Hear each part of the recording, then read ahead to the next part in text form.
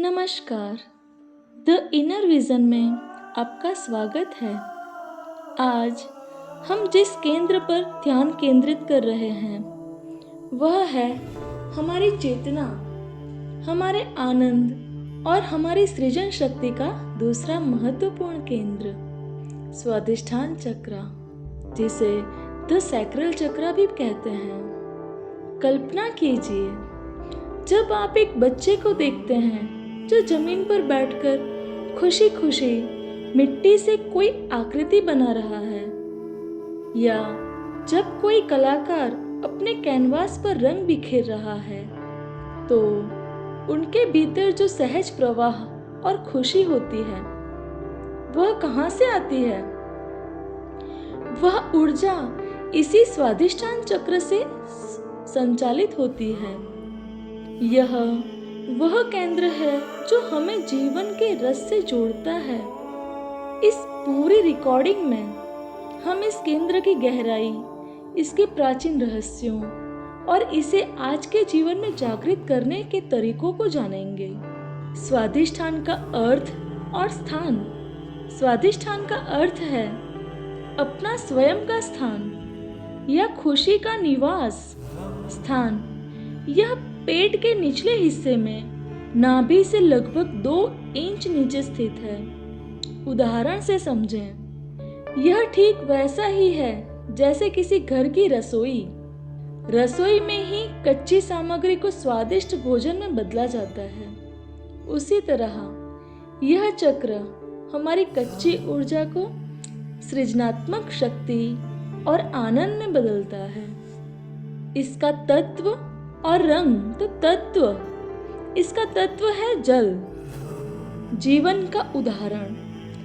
जैसे पानी हमेशा ऊंचाई से नीचाई की ओर बहता है, रास्ते में आने वाली बाधाओं से टकराता है, फिर भी अपनी गति और अपना रास्ता नहीं छोड़ता, उसी तरह यह चक्र हमें सिखाता है कि जीवन की चुनौतियों के बावजूद हमें बहते मूविंग फॉरवर्ड रहना है, रुकना नहीं है। इसका रंग है गहरा संतरी, डीप ऑरेंज। यह रंग उत्साह और जीवन शक्ति को दर्शाता है। बीज मंत्र है वम, VAM, वम। मुख्य कार्य, सबसे महत्वपूर्ण, सृजन शक्ति, जिसे हम क्रिएटिविटी भी कहते हैं। उदाहरण, सृजन केवल पेंटिंग बनाना नहीं है। एक माँ जब बच्चे को पालती है, एक इंजीनियर जब पुल का डिजाइन बनाता है, या एक रसोइया जब नए व्यंजन का आविष्कार करता है, यह सब स्वादिष्ठान की ऊर्जा है। यह हमें रोजमर्रा की समस्याओं के नए समाधान खोजने की क्षमता देती है। आनंद और संवेदनशीलता। उदाहरण, जब आप बारिश की बूंदें महसूस करते हैं, जब आपको अपना पसंदीदा खाना खाने में खुशी मिलती है, या जब आप अपने दोस्त को गले लगाते हैं, यह सारी खुशी और संवेदना इसी चक्र से संचालित होती है। यह हमें दोष महसूस किए बिना जीवन के छोटे छोटे पलों का आनंद लेने देता है। उदाहरण, आपका मूड कैसा है, आप किस भावना को कितनी देर तक महसूस करते हैं, यह सब यहाँ से तय होता है। यह चक्र एक डैम, बांध की तरह है जो भावनाओं के प्रवाह को नियंत्रित करता है।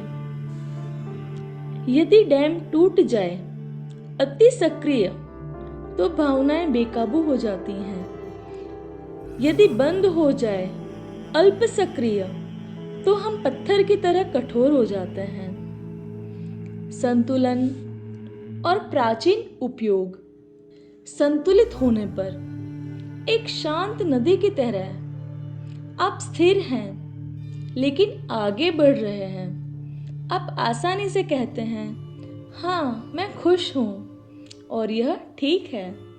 आप बिना डरे नई जिम्मेदारी लेते हैं।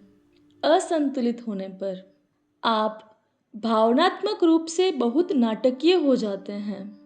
कोई छोटी बात हो जाए तो आप घंटों रोते हैं या गुस्सा करते हैं, या आप लगातार मीठा खाने या टीवी देखने जैसे व्यसनों में लिप्त रहते हैं। यह आनंद को नियंत्रित करने की कोशिश है।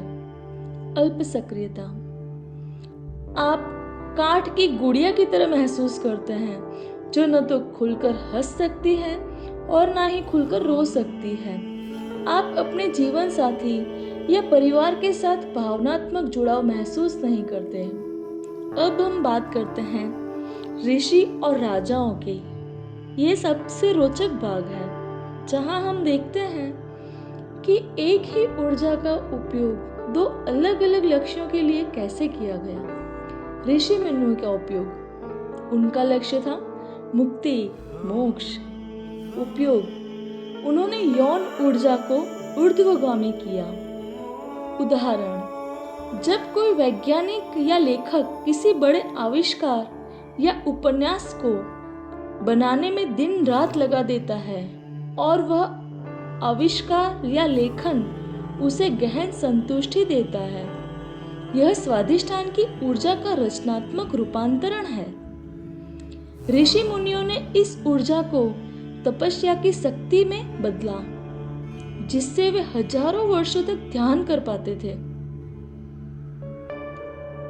राजा और शासकों का उपयोग व्यावहारिक सृजन था। उनका लक्ष्य था शासन और समृद्धि। वे इसका उपयोग करके ऊर्जा का नेतृत्व और आकर्षण में बदला। उदाहरण, राजनीतिक करिश्मा। एक महान नेता जब मंच पर खड़ा होता है तो लाखों लोग उससे प्रभावित होते हैं, भले ही वह चुप क्यों ना हो। यह उनके स्वाधिष्ठान का आकर्षण है, जिसे राजा युद्ध जीतने और लोगों को एकजुट करने के लिए इस्तेमाल करते थे। एक सफल व्यापारी या सीईओ हमेशा बाजार की चुनौतियों का नया और रचनात्मक समाधान ढूंढता है। राजा इसी स्वाधिष्ठान की रचनात्मकता का उपयोग करके असंभव लगने वाले युद्धों में भी जीत हासिल करते थे। अब आधुनिक जीवन में संतुलित और व्यावहारिक उपाय कैसे करें, तो इन सिद्धांतों को अब हम अपने जीवन में लागू कर सकते हैं। फ्लो के लिए, रचनात्मकता के फ्लो के लिए, तो इसका उपाय है रोजाना 10 मिनट कुछ ऐसा करें जिससे आपको खुशी मिलती है। कोई शौक, चाहे वह खाना बनाना हो, बागबानी हो, डायरी लिखना हो, घूमना हो, जो भी अच्छा लगे, आपके मन को जो भी अच्छा लगे वो। सरल उदाहरण, यदि आप ऑफिस का काम करते करते थक गए हैं तो कठिन फाइलों को देखने के बजाय 1 मिनट के लिए उठकर स्ट्रेच करें या कोई मजेदार धुन गुनगुनाएं। आप देखेंगे कि आपकी ऊर्जा तुरंत रिचार्ज हो गई है। भावनात्मक संतुलन के लिए उपाय क्या करें? अपनी भावनाओं को स्वस्थ रूप से व्यक्त करें। सरल उदाहरण, जब आप दुखी हो तो किसी दोस्त से बात करने या रोने से न डरें। जब आप गुस्से में हो तो तकिए पर मुक्का मारकर या जोर जोर से चलकर ऊर्जा बाहर निकालें, न कि किसी पर चिल्लाकर। सीमाएं, बाउंड्रीज किसी के लिए नहीं कहना सीखें, ताकि आपकी ऊर्जा अनावश्यक मांगों में न चली जाए। जल तत्व के लिए उपाय, जल से जुड़ाव बढ़ाएं। बहुत सरल उपाय है। शावर लेते समय कल्पना करें कि पानी केवल शरीर को नहीं, बल्कि आपकी चिंताओं और तनाव को भी धो रहा है। पानी को एक शुद्धि करने वाला माध्यम के रूप में देखें। इसके लिए हम कौन सी मुद्राएं ध्यान कर सकते हैं? तो हाथों की मुद्रा। अपने हाथों में शक्ति मुद्रा बनाएं। अपना ध्यान अपने पेट के निचले हिस्से पर लाएं। रंग और ध्वनि। तो गहरी सांस लेते हुए चमकदार संतरी रंग की कल्पना करें। श्वास बाहर निकालते हुए वम का जाप करें। महसूस करें कि यह संतरी ऊर्जा आपके अंदर आनंद, सृजन और प्रवाह भर रही है।